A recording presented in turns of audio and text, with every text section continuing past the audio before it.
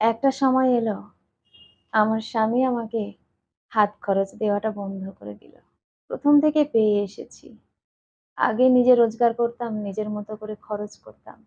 বিয়ের পর স্বামী সেটা বজায় রেখেছিল। হঠাৎ করে যখন হাত খরচ দেওয়া বন্ধ করে দিল, তখন তো আর সেটা মেনে নেওয়াটা আমার পক্ষে সম্ভব হচ্ছিল না। দিনের পর দিন, মাসের পর মাস যখন হাত খরচ পাচ্ছি না, তখন নিজের যেন মনের মধ্যে একটা অনুশোচনা হতে লাগলো। নিজেকে ঠিক রাখতে পারছি না। একটা মানুষ হাতে টাকা পেতে হঠাৎ করে যদি টাকা পাওয়া বন্ধ হয়ে যায়, তখন সেই মানুষটার মাথার ঠিক থাকে না।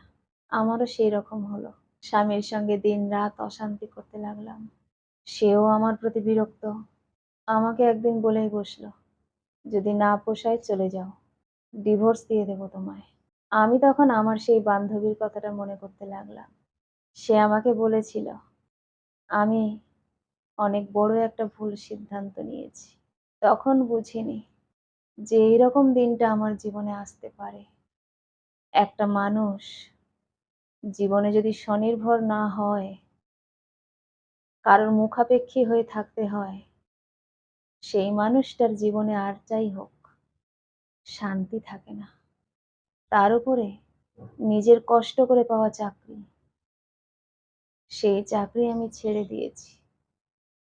সুতরাং তার মাশুল তো আমাকে দিতেই হবে।